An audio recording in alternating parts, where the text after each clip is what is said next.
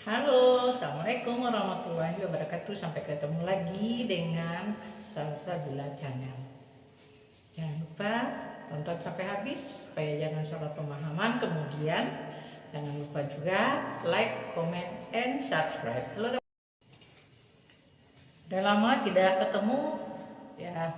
Memang karena kesibukan juga kita tidak bermain di YouTube, tetapi eh, menontonnya selalu, melihat perkembangan-perkembangan di YouTube kita selalu menonton dan mengikutinya, dan memang tidak berniat untuk bagaimana namanya ikut serta dalam berbagai huru hara yang kita tonton, tetapi kadang-kadang ini perasaan ingin tergelitik hati untuk bagaimana ikut ikut apa namanya berpendapat lah, diterima atau tidak itu terserah pada teman-teman semua.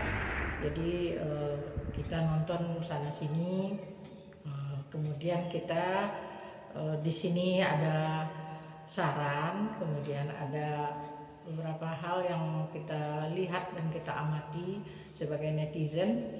Mungkin kalau teman-teman menerima itu terserah, atau teman-teman mau mengikuti sarannya atau tidak itu terserah ya. Jadi yang jelas kita sebagai netizen menyimpulkan beberapa hal dari tontonan atau huru hara dari teman-teman kita yang bermain di YouTube. Ya, kalau kita amati YouTube sebagai media sosial sebenarnya fungsinya banyak sekali dan sudah menolong banyak atau bahkan ribuan orang ya, dalam hal mencari pengetahuan, dalam hal belajar, dalam menerima informasi, dalam menerima banyak hiburan dan lain-lainnya. Jadi YouTube sebagai media sosial memang sangat dibutuhkan. Tetapi akhir-akhir ini kita lihat kegunaan YouTube sudah beralih ya, bisa berinteraksi antara sesama teman netizen seperti live streaming juga ya. Jadi YouTube bisa dimanfaatkan juga untuk perkembangan ilmu pengetahuan juga, untuk perkembangan ekonomi juga. Jadi di sini kita lihat perkembangan di acara-acara YouTube itu sudah berkembang, orang sudah semuanya udah bisa bikin YouTube sendiri, udah bisa buat suka-suka.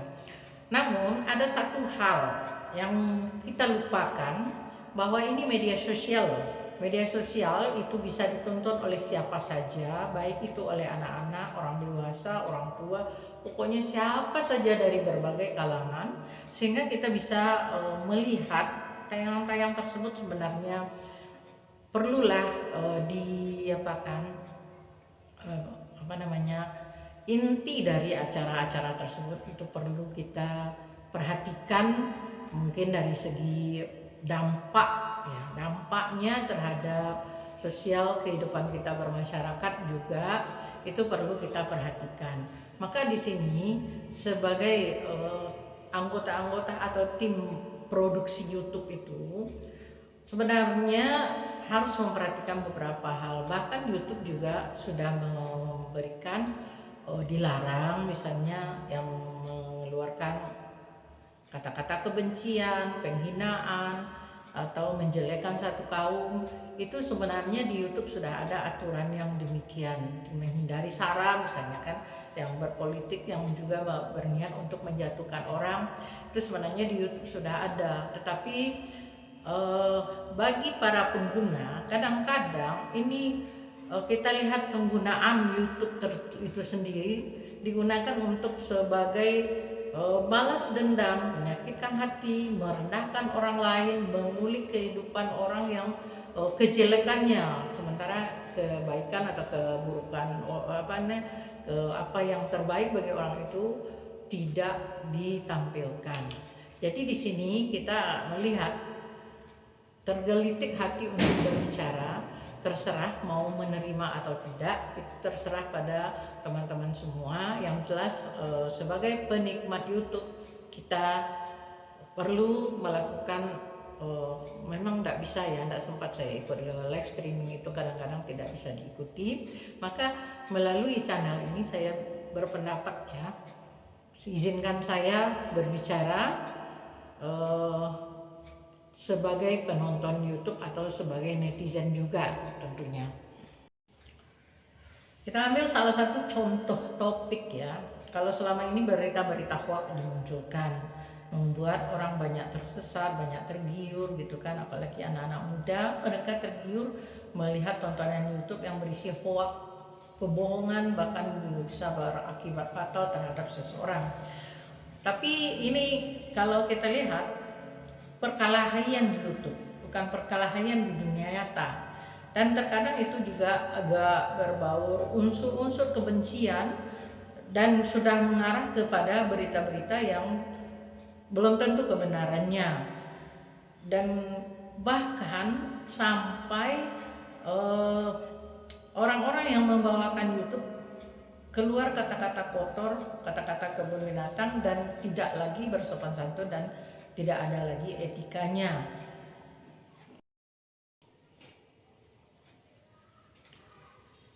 Ada orang berteman, kemudian setelah berteman berkelahi, berselisih pendapat atau bagaimana, itu kita tidak tahu, masalahnya tidak kita pentingkan. Tetapi yang menarik dari kejadian itu adalah mereka itu saling menjelekkan, saling menjatuhkan, dan kemudian membuat berita-berita yang jelek tentang temannya tersebut. Dan kemudian juga mereka mulai nih pamer-pamer harta, mencibirkan bahwa kehidupan dia itu adalah orang miskin, rumahnya ngontrak lah, gajinya kecil lah, suaminya tukang apa nih, mau tukang ojol, mau apa. Sebenarnya menurut saya itu profesi, asal seorang laki-laki itu bekerja untuk keluarganya, apapun yang dilakukan asal itu halal, itu tidak perlu dipermasalahkan. Jadi ini masalah suami tukang ojol pun jadi bahan cemoohan. Jadi bagaimana nih orang-orang yang ribuan orang yang berprofesi sebagai tukang ojol, emang menurut kita apakah itu mereka itu rendah?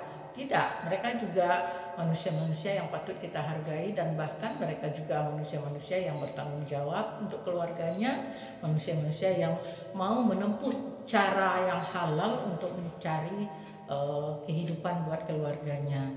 Jadi kita apapun profesi orang tidak perlu kita rendahkan. Jadi kalaupun mereka tukang ojol atau apa, itu bukanlah urusan kita. Sebab kehidupan ini kita tidak bisa menganggap, wah mungkin hari ini kita jadi seorang direktur, menjadi seorang pemimpin perusahaan.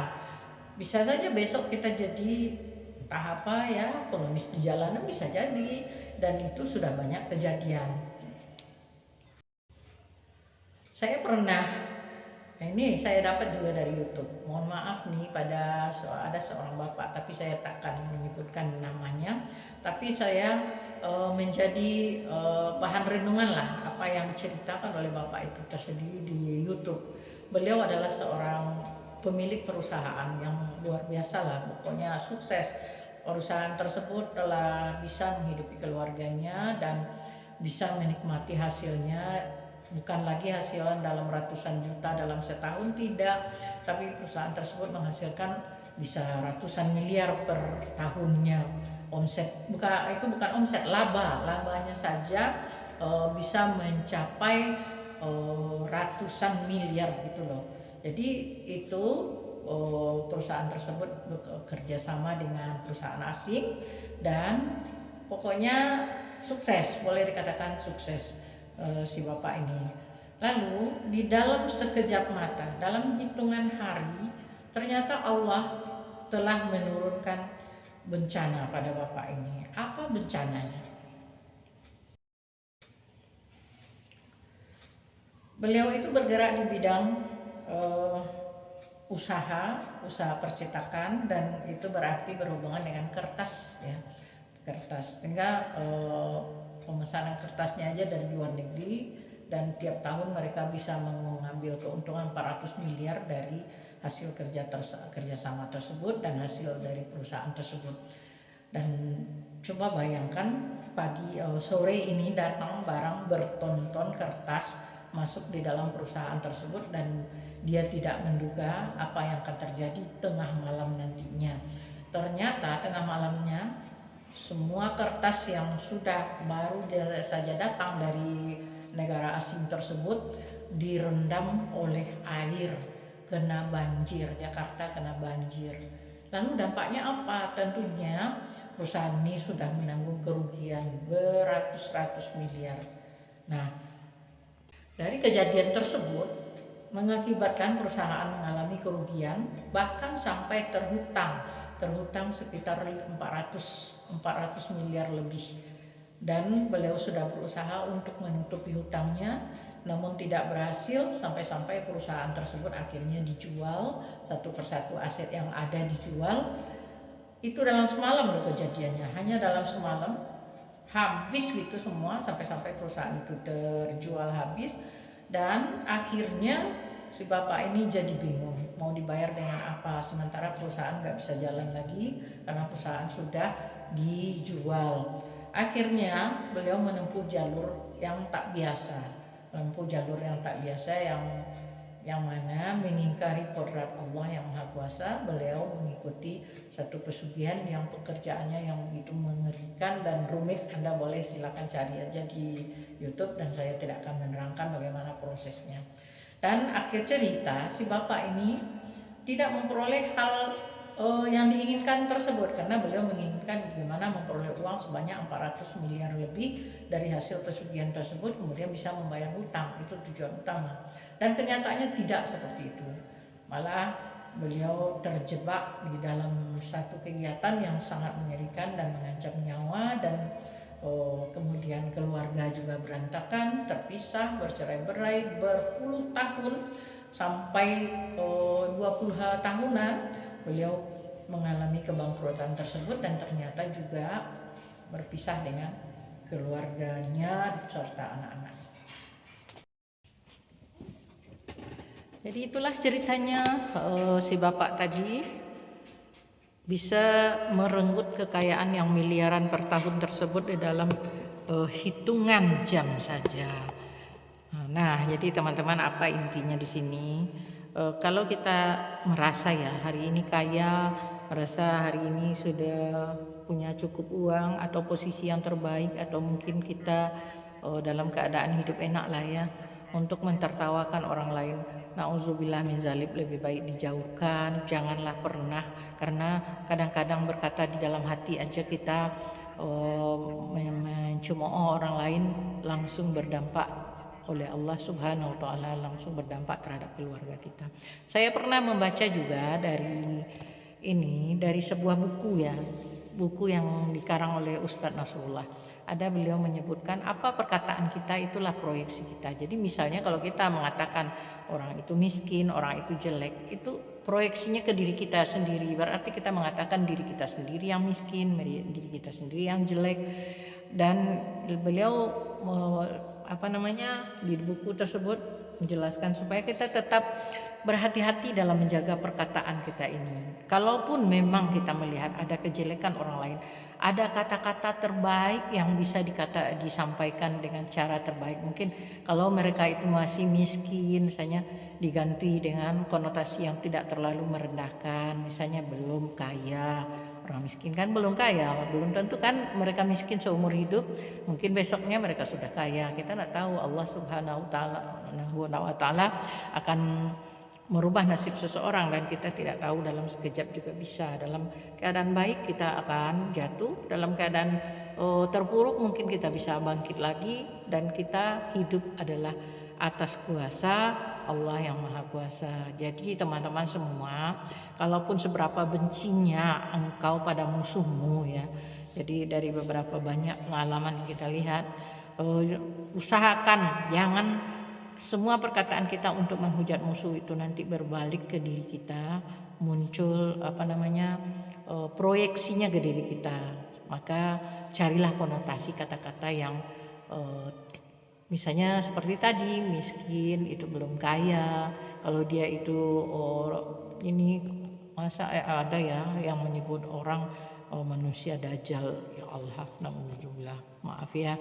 Jadi perkataan tersebut, dajjal itu udah jelas itu makhluk yang memang sangat dibenci dan sangat menakutkan. Kalau dalam agama Islam itu dajjal akan muncul di saat hari hampir kiamat ya. Itu manusia. Kenapa kalau ada manusia yang bilang seperti itu, seperti sejelek apakah dia? Sedangkan kalau dia sudah menyadari kesalahannya atau dia juga bisa bertobat, dia tidak akan sejelek itu. Jadi kita berpendapat di sini ya. Kalau mau marah teman-teman itu terserah ya. Kita berpendapat di sini, hindarilah perkataan-perkataan yang nanti semuanya bakal berbalik ke diri kita. Kalaupun memang kita sangat membenci, carilah konotasi kata-kata yang sesuai, maksudnya ini kata-kata yang tidak terlalu menyakitkan dan tidak bakal menjatuhkan diri kita sendiri nantinya, karena perkataan kita adalah nanti proyeksi daripada diri kita. Itu yang kita peroleh dari buku Ustadz Nasrullah, dan itu memang sudah banyak kenyataannya yang kita temukan. Karena sekarang kan ini saya berbicara ini karena memang saya udah tua loh. Karena udah tua itu maka saya banyak melihat kondisi dalam keadaan sehari-hari dari kecil sampai dewasa, sampai saya sekarang seumuran ini. Saya sudah melihat keadaan. Ya demikian saja teman-teman. Assalamualaikum warahmatullahi wabarakatuh.